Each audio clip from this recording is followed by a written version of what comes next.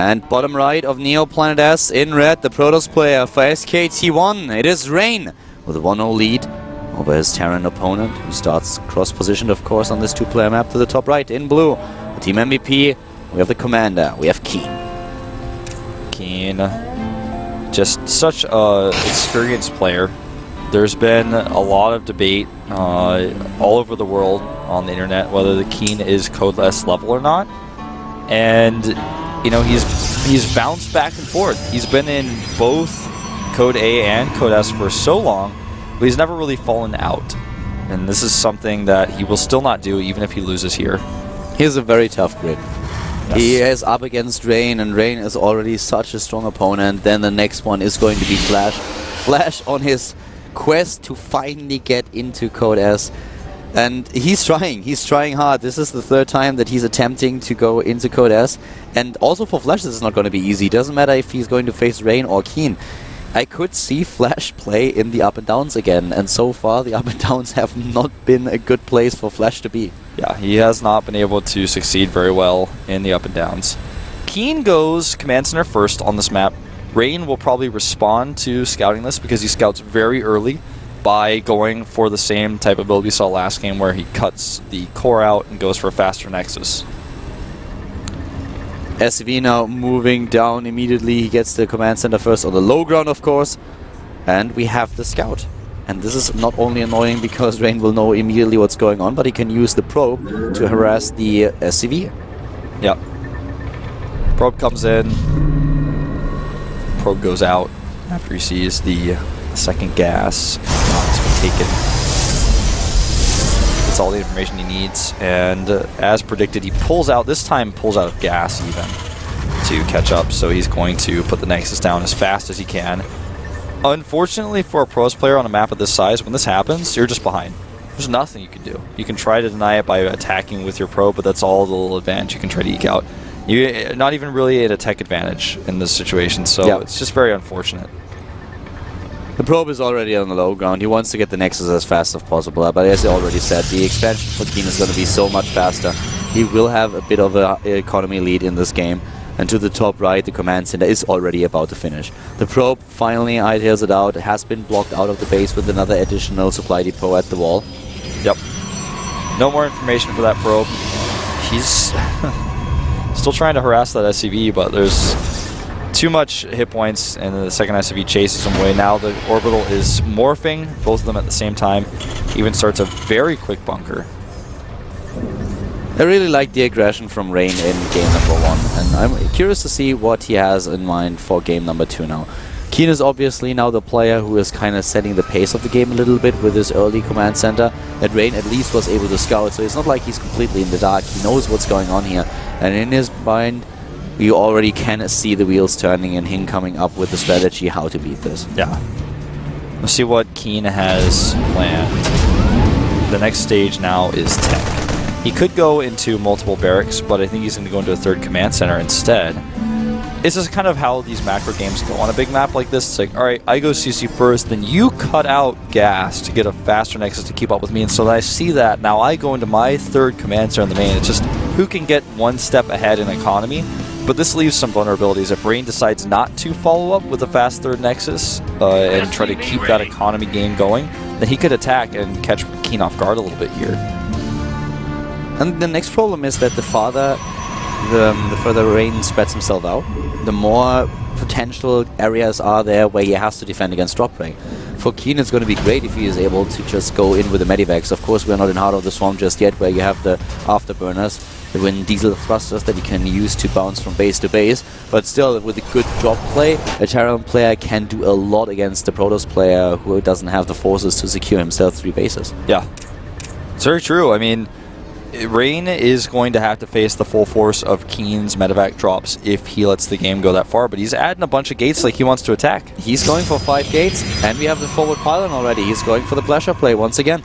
And with this command center that we have for Keen, Keen has to be very careful. He has only 1 bunker. This is a terrible mistake by Rain, though. He has a stalker on patrol, and he still lets the SCV go by. The SCV, luckily for Rain, does not see the pylon, because had he seen the pylon, he would have been able to react here, but now he doesn't know. Had he seen seen the pylon, we would already see at least 2 additional bunkers being produced, but that's not the case. So Keen doesn't know. But he builds a bunker anyways. He's looking at what he has scouted so far, and he's like, something's off here. Yeah, he's like, why do you have these stalkers running around checking for stuff right now? It doesn't make sense. He saw the stalkers, and now he's getting the bunkers. This is important for Rain. He has to kill Keen. If he doesn't do it, then the game is over. And this time, it might be enough for Keen to hold. He has the bunkers a lot faster than he did in the last game. The SCVs are already pulled, so he can try to dodge the force fields. Yeah, here come the sentries. Another round of warp-ins is needed for Rain to make this happen. Yeah, sentries are not going to bust these bunkers. There they are. They have too many hit points. There are the stalkers, and the bunkers are ready. 1, 2, and the third is not gonna be finished. For another few seconds, but just in time. Is he really going to wait for this warp in? No. He's making take it home, and then he's going to poke a little bit, try to pick off SCVs. Marauder on the high ground. Yeah, this is not going to work, but he doesn't want it to work. He just wants to force the minerals lost for the bunkers. Well, he wanted it to work. He wanted it to, but he was totally denied. He looked at this and was like, well, I can try to break through this 6 days to Sunday, and it's not going to work. This is like the Chinese wall. I'm not going to go burn that down. So if he had only stopped that SCV, you know, things would be so different. Well, the Marauder on the high ground is going to make it so that he can't really stick around too much. This is not a loss of resources lost for Keen. Keen is in such a great spot. He's on the same level of Harvesters. Yeah, and that's with all the chrono boosts that Rain has. And Keen has triple mules as well. And he can lift that command center whenever he feels safe. He's also got Stim. Dark Shrine comes out for Rain, which, you know, given the circumstances, is okay. It's going to be used more for drop defense, I feel, than anything else. He's already getting cannons for that reason as well. But DTs are not going to do a lot of damage here. Maybe when Keen finally loses third base down. What I find pretty cool is that Keen is now trying to even set up a few supply depots in front of the bunkers to make sure that those zealots don't really get the surface area that they want when they attack. One was cancelled by Rain already, but the idea alone is pretty cute. Trying to pull that off is really nice. And now we have also, in addition to the Dark Shrine, the Templar Archive, so he's really going full on tech now. Yeah, he even gets Hallucination, which is going to be pretty cool because Hallucination can grant him so much vision. It can also fake him out.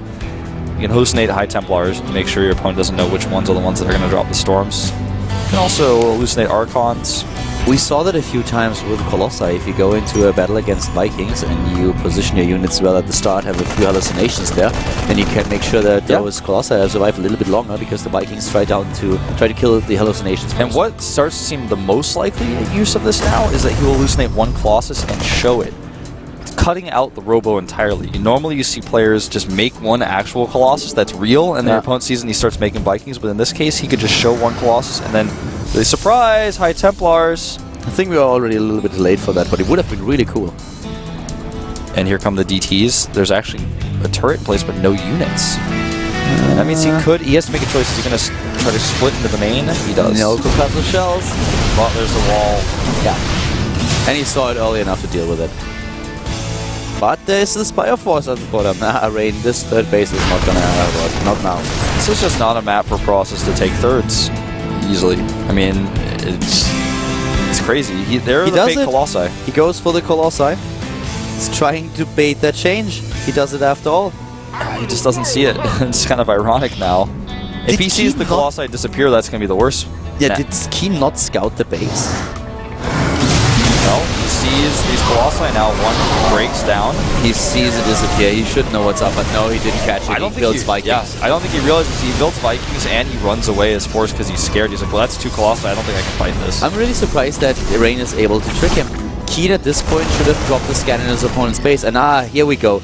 Has the scan apparently because the Ghosts Academy is his immediate reaction. He goes into Ghosts now. I think what he's doing now is, to be perfectly honest, since he's so ahead in economy, I think he's just making it regardless. He's like, well, I need to have this anyways. And he's got the 3 base up for so long. There's a scan. Yeah, I'll check. No scan. Yeah, has no clue. So he has no clue, but he's still playing safe here, and you know, I mean, he's ahead enough to where he can afford to make Vikings and Ghosts. And Rain will want to switch into Colossi later anyways. Yeah, but he doesn't really commit to this. I actually don't like it too much. I feel when you're this far ahead, you can really drop one scan. One scan is going to help him so much here, but he didn't. As it is, we have Rain now moving in, trying to do his damage. Here are the bio units for Keen, trying to stutter step away. Rain ahead in army supply, but he needs to make sure all of his armies fighting together, because as it is, he's having sentries attack medevacs. Don't forget about the storms. And Keen will escape here. No force fields. He could even storm the SCVs and didn't do it. Yeah, he's just going to try to wait on the high ground here, it looks like. Now the Zealots are going to lock him in, though. He has nowhere to run. He's trying to use one storm to bait those Terran units into retreating from the Zealots and running into the storm, but it didn't work out. Yeah, this was not well done. But still, we have a massive supply lead for Keen, even though this was a little bit tricky for him to deal with. Look at this, IED army supply against 50. Yeah, this was actually just a great engagement by Keen and a poor one by Rain, who's got a third Nexus that he's not using. His ghosts are ready. The High Templar in a bad position here. Looks like one of them will get sniped, the second one barely survives. Yeah, those storms were great as defensive storms, but still he's losing the storms. Another round of units is trying to run in. No storms are being dropped this time. Sentries are going to be lost. More and more Zealots warped in. They are also going down. This is just Keen dominating Rain in game number 2. Yeah, total domination. Rain, he's going to actually just be owned here if he doesn't get perfect storms. Like, the storms had to be so good that someone wants to make a highlight video out of it after this. And you know what? They're almost that good. They're almost there, but the EMP hits home, and now those High Templars don't have the energy anymore to do anything. Yeah, they're just going to fall apart and die here. Well, one of them tries to run away, but no, this is not Forrest Gump. Nope. And Rain now is finally mining from that third, and Keen's going to have to restart his mining, but he has the better harvester account by far at 74 to 55. With this much economy and all the barracks he's added earlier on because he knew he was going to have this third base. Right now in his main base he has 7 barracks already ready to go. So many of them with tech labs to make marauders. And I love how you started counting with your fingers. Well, I was looking at the row and it looked like the full row, and I was like, well, okay. That's 8, and then I was like, well, no, that's 7. Because if it's a full row, it's 8 per row. Factory over here is gonna actually give him the vision of the Templar so he can get that EMP. That was nicely done. A 60 supply lead. Keen is going in now. +2/+2 is done. We have Rain with an attempt to get his upgrades up as well, but he is already behind, and here come those units on the high ground doing a little bit of damage. The storms of the High Templars, they hit, but the problem for him really is that he has a limited amount of storms available, and Keen is not going to give him the time to get all this energy. Oh, sick EMP there, but Storm is even better. He needs to be a little bit more careful with his units. Yeah, the high ground storms, they are really good. He gets good. another one. Keen? Yeah, he needs He's really low on hit points and he gets hit again. That is really great control by Rain, always dancing away from his He's got one more. luring him into a storm and then charging in with the Zealots again. Well, that Templar doesn't get his day, but the Zealots come in here again. The upgrades are about to finish. With another round of warp-ins, Rain might be able to pull this off. He holds, but he just doesn't have any shields, and the Sentry's not going to do DPS. The Medivacs are out of energy, on the other hand. A 30 supply lead is still there for Keen, but Rain, these storms were really impressive. I mean, as I said, he had only a few available, but every single one of them hit and countered. Yeah. I mean, I think Keen was already thinking about Game 3 while he was coming in for this attack, but the Zealots at the back to cut off the Ghosts are pretty smart, man. And going into this fight, I don't blame that Keen was occupied with Game 3.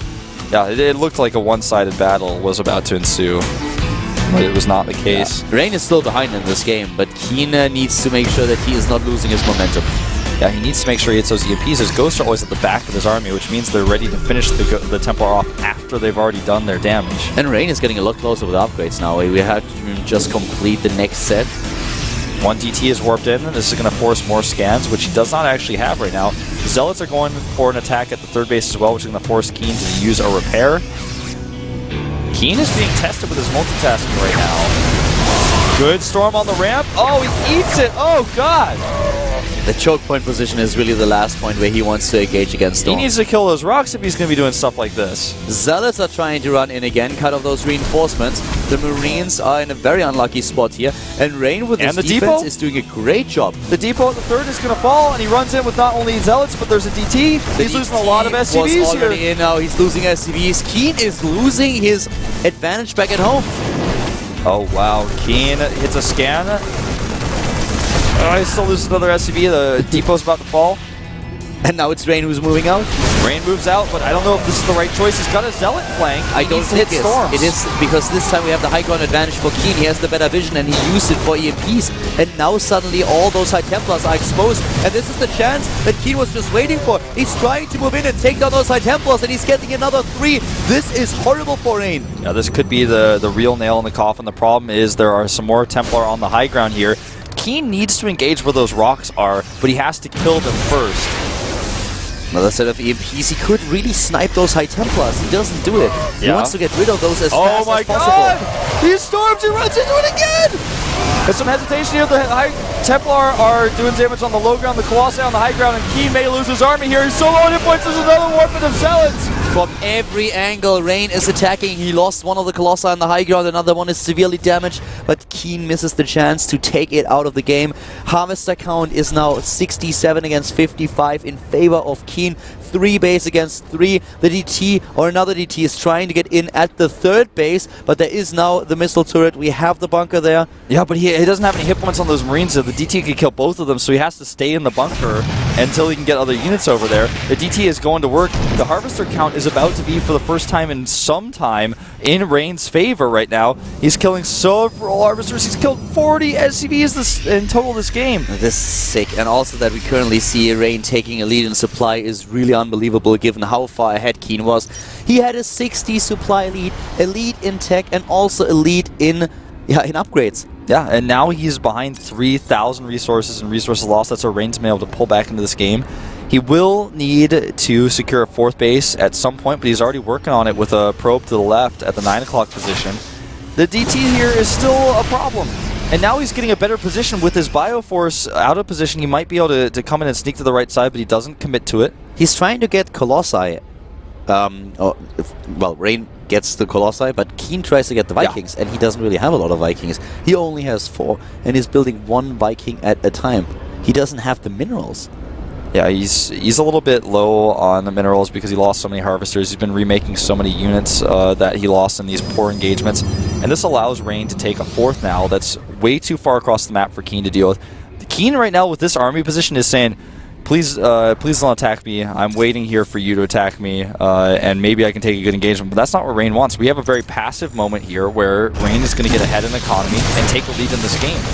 Rain's multitasking so far was great. Sending those Marines, Zealots and Dark Templars in from all the sides, from all those different warp-in paths that he has, to the left, to the right. That really helped him so much defending against what Keen did here. Catching the reinforcements, cutting them off from the main army. Keen is now still on even supply with Rain, but he had so much momentum going, such a lead. And now it's Rain who takes the 4th base before Keen does. Yep, double Colossus production coming out, getting Warp Prism speed. And Keen, he's got a command center that's being blocked by High Temple. That's kind of a weird situation. High Temple wishes he could feed back the CC, but he can't. With the observer speed that he's currently researching, he can actually really make sure that he always has vision of what's going on here. He has observers everywhere on the map. He has in total 5. He sees everything, all the movements of Keen. Yeah, and with this vision, he knows he can bully this command center. He even has the High Templar ready to catch these Marines as they go for the pylon, and he hits all of them! This is a situation that should never happen. All of the Bioforce of Keen have no hit points left, and here come the Colossi! And the Zealots are charging in. Look at this Colossi force. He has 6 now, and they're just not enough Vikings. Too much damage already dealt. Both are dropping in supply, but Keen is the one who loses the game as Rain warps in new units. GG. I think there's a reason why his ID is Rain with those storms. Yeah. We have seen him play from this guy when he's behind. Players, I really feel players underestimate him when they're ahead. If you face Rain and he has the Templar out and he gets those storms, you are going to lose the game. Keen did not respect Rain in the late game. When he was ahead, he went for big attacks that were not properly microed. Rain against Flash. This is the game that we will have in the 3rd round of Code A. Keen goes back to the up and downs, now has another shot at Code S. But that was very impressive by Rain, takes the series with a 2-0. And as we could see, this is also going to be very difficult for Flash. It's going to be a great battle in the next round of Code A. Yeah, I'm really, really excited for it. There's going to be storms, there's going to be lightning with flashes, and let's take a look at today's results before we get ahead of ourselves so you guys can see where things stand. Starting off, we had True 2-1 Crazy in a pretty even series. Then Sue was able to take out Killer. Fantasy with a loss against Shine, who advances now to the third round, and the same is true for Rain, who's able to defeat Keen with a 2-0. But these are only the first 4 matches of the day. Of course, we have another set of games with Hero up against Bomber, a great match.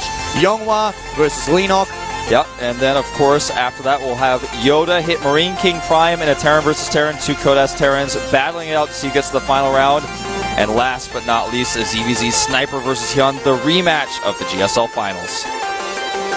Really great games here at the GSL. All of this is going to happen at 6:10 Korean Standard Time, so in roughly 2 hours.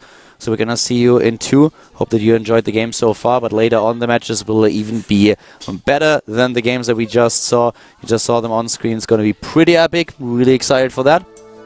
Yeah, so thank you guys for tuning in. Be sure to come back in, like you said, about 2 hours time for the crazier matches we have later on tonight. See you then. Trying to deny what it's all about.